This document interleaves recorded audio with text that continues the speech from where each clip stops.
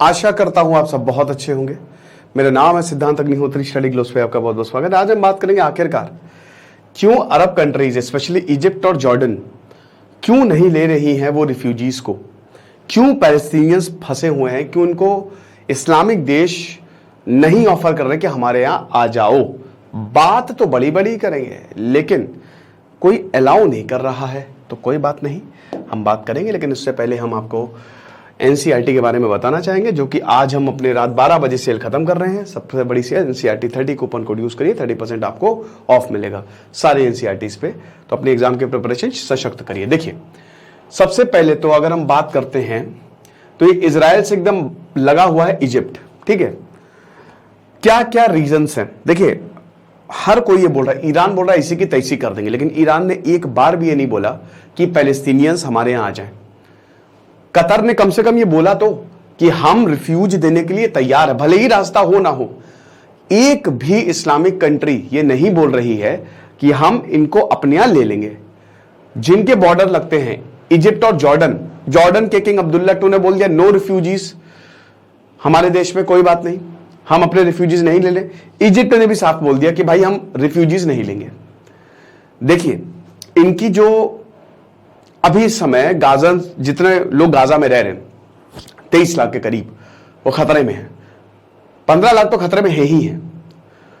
अब यहां पे सबसे पहला रीजन तो ये है कि crisis, the first thing crisis, कि एक बहुत बड़ी क्राइसिस खड़ी हो जाएगी। फतेह अल-सीसी बोल रहे हैं कि हम ऑलरेडी 90 लाख रिफ्यूजीज को हमारे यहां हैं, ठीक है, नहीं सॉरी 9 लाख, ठीक है।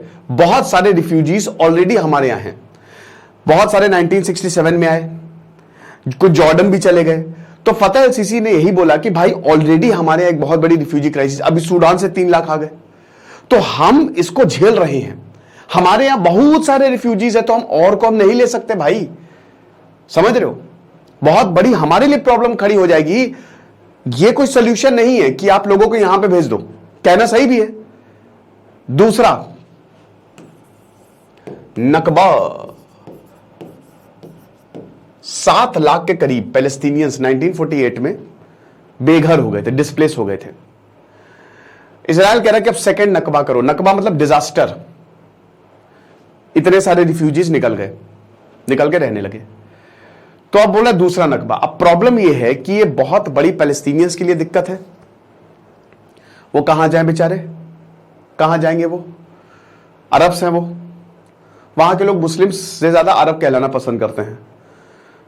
बम बरस रहे हैं, इजराइल उनको कभी वापस आने नहीं देता। जो वापस गए, जब भेजने की बारी आई तो इजराइल ने बोला नो रिटर्न। तो एक ये भी बहुत बड़ा रीजन है, नो रिटर्न। फतेह अल-सीसी ने साफ बोला है कि भैया हमारे यहां जो रिफ्यूजीज आए थे अभी तक वापस नहीं लिया। इजराइल ने बोला कि हमारे लिए बहुत बड़ी प्रॉब्लम हो जाएगी। तो पहली बात तो हम ये नहीं करना चाहते कि हम रिफ्यूजीज इतने सारे लोगों को ले लें जो कि ऑलरेडी है हमारे यहां, और फिर आप वापस नहीं भेजो उस रीजन में, तो ये हमारे लिए बहुत बड़ी प्रॉब्लम। देन उसके बाद सिक्योरिटी। फतेह अल-सीसी कह रहे हैं कि भैया देखो, ये सिक्योरिटी के लिए भी बहुत बड़ी प्रॉब्लम है। हमने 40 साल पहले पीस ट्रीटी साइन की थी इजराइल के साथ, जो कि टूट सकती है। क्यों? क्योंकि हमास ये आएंगे तो हमास वाले भी साथ में आ सकते हैं। अब वो हो सकता है सिनाई पेनिनसुला, जो डेजर्ट एरिया है, वहां से जाके आतंकी हमला करना शुरू कर दे या प्रॉब्लम करना शुरू कर दे, तो उसकी जिम्मेदारी कौन लेगा? 1967 में पूरा सिनाई छीन लिया था इजराइल ने। तो हमारी सिक्योरिटी के लिए भी बहुत बड़ा खतरा हो सकता है ये। हम क्यों अच्छे खासे रिलेशंस जो हैं वो बिगाड़ें, ठीक है। और पता नहीं यार क्या, तो कैमरा आज इतना मेरा प्रॉब्लम कर रहा है। दूसरा कैमरा लगाया बट उस पर भी सेम प्रॉब्लम कि बार बार लेक्चर करते करते, एक टेक में मैं लेक्चर करता हूं, वो बार बार बंद हो जा रहा है बीच में, मूड खराब, फ्लो बिगड़ जाता है। तो हम कहा थे, हम रिलेशंस पे थे, तो रिलेशंस भी कोई खराब नहीं अपने करना चाह रहा है। फिर एक देखो, एक इजराइल भी एक बहुत बड़ा इशू है। देखो भाई, सिंपल सी बात है, अब जितने भी आप इस्लामिक देश देख रहे हो, जितने भी इस्लामिक देश है, वो बोल तो बहुत रहे हैं, ये कर रहा है, ये हम साथ में है फिलिस्तीनियों के, अरे मार दो, खत्म कर दो, उड़ा डालो, फाड़ दो। लेकिन बात यह है कि इनकी मदद की कोई बात नहीं कर रहा। एड दी, एड भी बहुत ज्यादा नहीं, ठीक है। तो फूटे मुंह ही बोल दो कि भैया, लेकिन कोई बोलेगा नहीं है, सब अपनी अपनी रोटियां सेक रहे हैं। इजराइल से भी पंगा नहीं लेना चाहता कोई।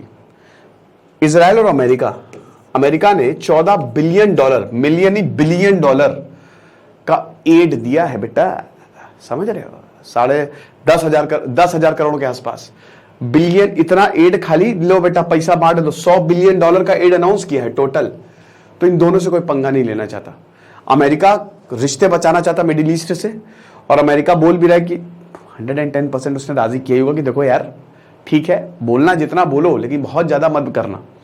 सऊदी अरेबिया, जितने भी देश हैं वो सब कह तो रहे कि फिलिस्तीन के साथ हैं हम, लेकिन सिर्फ बोला जा रहा है। ऑन रियलिटी गाजा में अभी भी बॉम्ब गिर रहे हैं।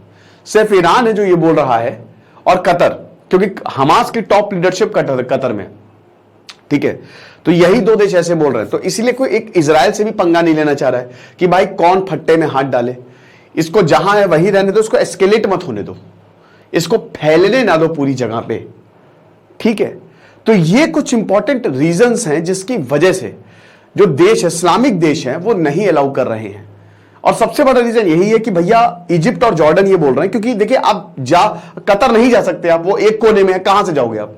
ये तो वही बात हो गई थी कि जब 1947 में भैया हैदराबाद दे दो, पाकिस्तान कह रहा था, कहां से देते बे? तुम्हारा पाकिस्तान ना छीन ले हम, क्या तुम तो हम ही से ही बने। तो भैया बीच में भारत के कैसे, सरदार वल्लभ भाई पटेल कैसे कैसे क्या करोगे? इम्पॉसिबल है। तो वही हिसाब किताब, कहां से जाओगे? वो तो नहीं, दूर नहीं जा सकते। तो अगल बगल वाले जो पड़ोस में आपकी दीवार लग रही है वहीं कूद के जाओगे फांद के। तो आप इजिप्ट और जॉर्डन से दीवार लग रही है, लेकिन इजिप्ट राफा क्रॉसिंग, हालांकि अब बोला कि एड पहुंचाने के लिए हम राफा क्रॉसिंग खोल देंगे, खोल भी दी है, इजराइल भी इस पे मान गया है, बट वो लोगों को नहीं ले रहा। और लोग वहां पे लाखों की तादाद में, हजारों की तादाद में खड़े हुए हैं कि किसी भी तरीके से बस एक बार गेट खुले और हम घुस जाए अंदर। इजराइल को यह है कि भैया हमास को ना जाए कुछ, ये एड जो है वो हमास के हाथ ना लग जाए। इजराइल अब घुसने के लिए तैयार है गाजा में, समझ रहे हो? तो काफी कुछ होने वाला है। तो ये कुछ इंपॉर्टेंट रीजंस थे जिस वजह से इस्लामिक देश बोल तो बहुत कुछ रहे हैं, लेकिन एक्चुअल में वो कुछ कर नहीं रहे, और वो लेने को भी नहीं तैयार है किसी को, ठीक है।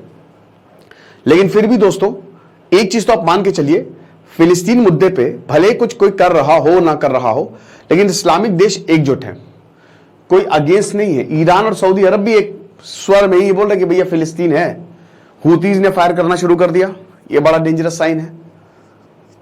ईरान बैक्ड हुतीज, तो ये भी तो हो सकता है जियोपॉलिटिक्स बदले बुरी तरीके से, और बदल रही है। बाकी आप NCERT का जो आज हमारा कोर्स है खत्म हो रहा है रात 12 बजे, जरूर अवेल करें। Thank you so much.